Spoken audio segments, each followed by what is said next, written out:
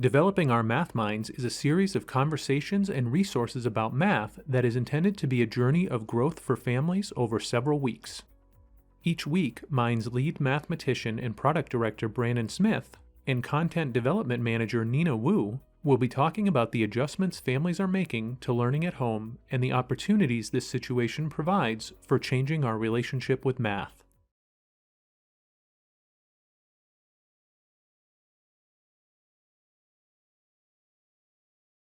We often think that math is like this static thing, right? I have to sit and stare at a worksheet. I have my head face down.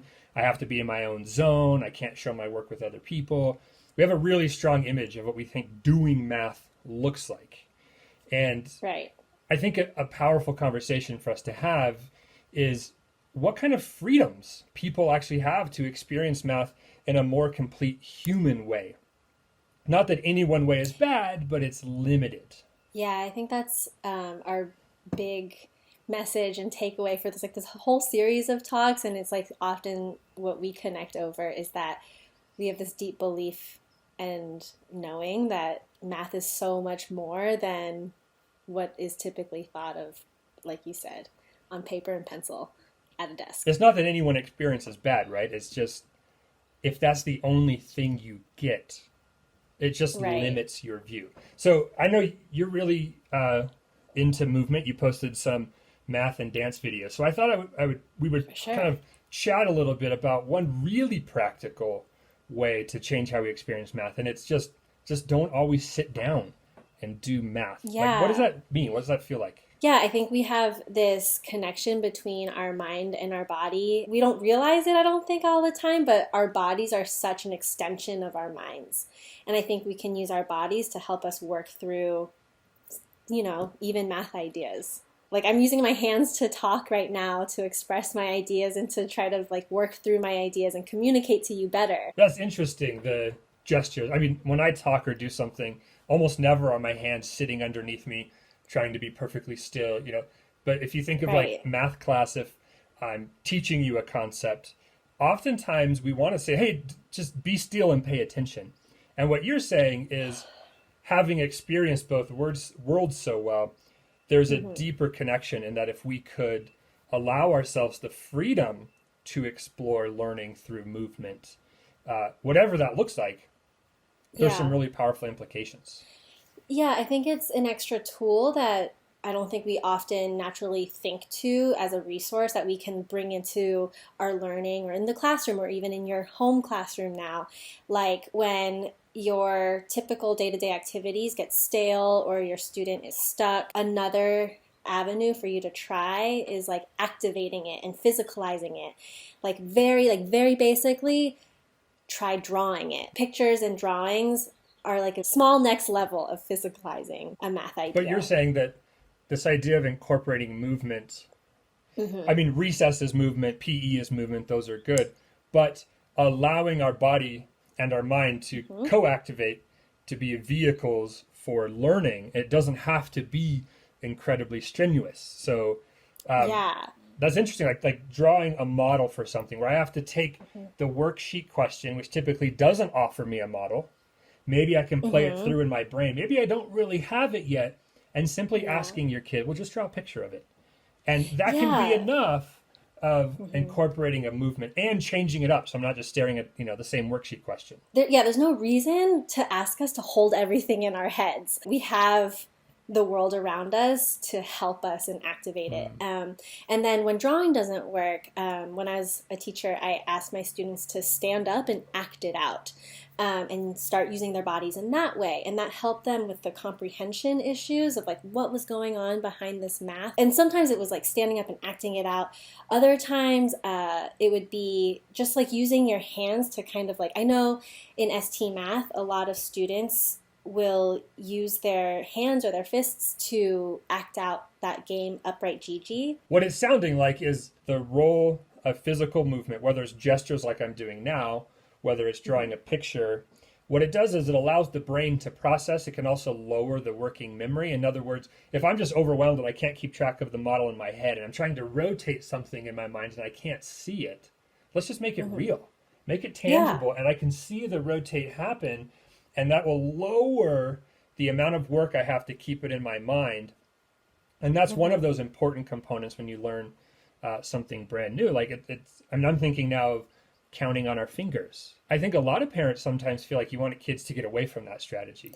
Yeah, there's a stigma. Yeah, there is. And I think students will get away from it when they don't need it. If I don't need my fingers for 2 + 2, I'm just not going to pull it up. But if I do need it, I don't just go 4. I can actually hold it as 2 and 2 more, and then I can count them out. And it allows me to use my body to help guide my thinking. And I still rely on it sometimes whenever I'm counting like large groups of objects or something. I'm like keeping track of which 10 I'm on because it's like too much to hold in my working memory. It also reminds me of like I can act out concepts. And just like the rotating or the finger counting, like if your student's really stuck trying to figure out 5 - 3, for example, and she just can't keep track of it, in her mind, you could use your hand, you could subtract 3. That's a part of embodying the learning through physical. Yeah. But you could also create like a little skit. You could act out. You could take 5 steps forward. And then how do I show subtraction? Do I like moonwalk like I'm Michael Jackson and cool that way? Or do I turn around and walk 3? I feel like that's a great way to get up and out of the chair. And it leverages movement to build a conceptual understanding that I would have otherwise missed. For sure. And I think it's accessing different parts of our bodies, right? Like there's the scale of your fingers and hands, and then there's the scale of your whole body, and then there's the scale of your whole body in a large space and like activating the space around you. This reminds me of some of the strategies I talked about in the prior week's video about different facilitation ideas. When one explanation isn't working, to try other types of explanations. I think that's a really great idea, is like moving out from like finger counting to like walking in space and like being creative with it. And that might speak to your child that day. That might be what they need that day. What you're saying is like if we're really stuck, we're trying to help our kids, we're doing the best we can, we're getting frustrated, we're trying to kind of help regulate our emotions so that we engage well. But what else do I do if I've said it every way I possibly could? One extra tool in our toolkit is begin to leverage a larger view of learning, including our bodies. Like we can draw it down, we can take a walk, we can act it out in this form or another. Yeah, it reminds me, it was always something I offered my students in the classroom. I would always give them little math dances that we would create together. For example, when we were learning translations, we had translation dances where we used our hands, and then for rotations, it'd be like a wave.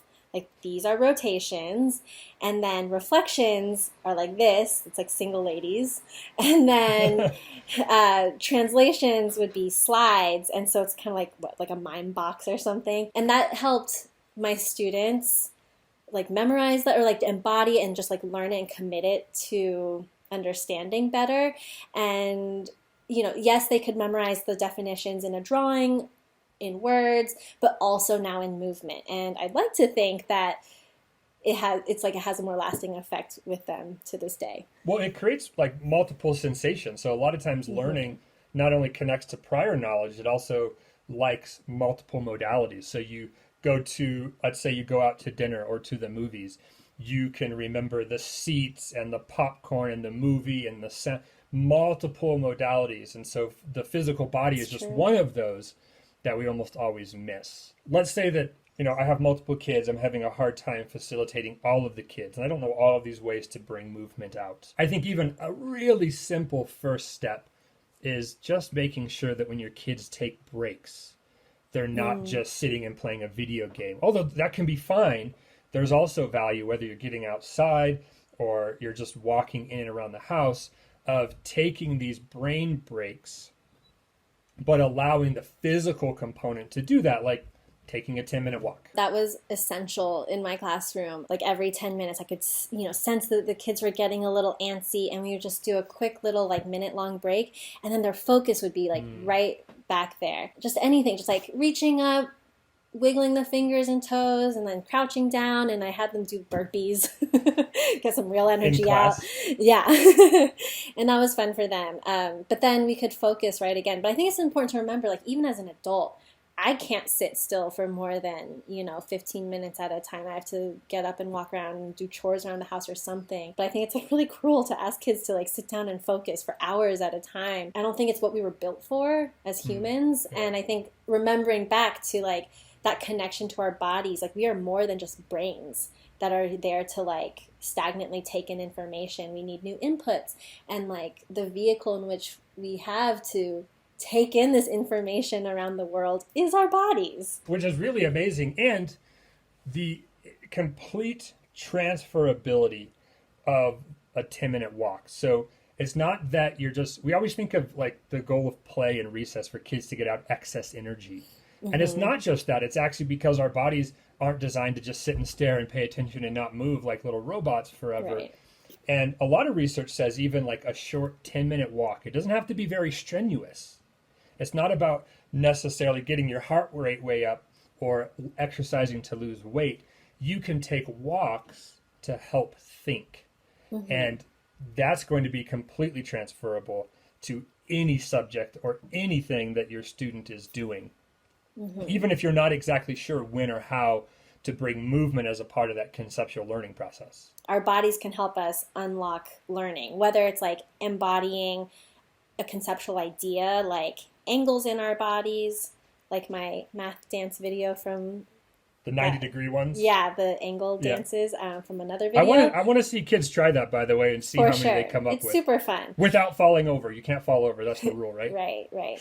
Whether the body helps us embody different conceptual understandings, or if the body's there to serve our blood and our brain and our oxygen or whatever, and to help us learn better when we're ready to sit down again. Like our body is there to serve us in all these multiple ways.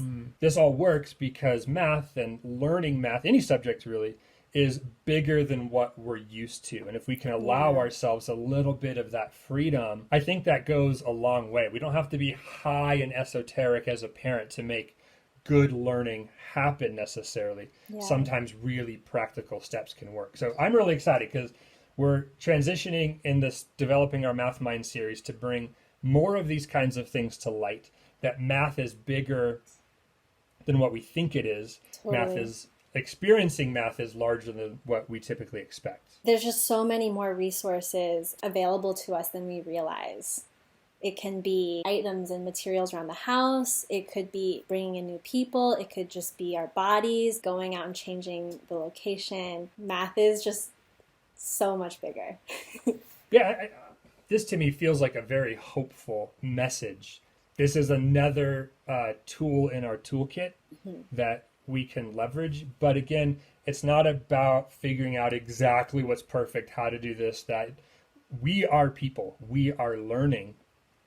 Kids are resilient enough that we don't have to be perfect today or tomorrow. So if you have been stuck and you've been trying to figure out how to get feedback or to say something different, what if you just don't say anything at all and allow the kid to say, wait, do you think you could act out like 5 minus 3 or whatever it is?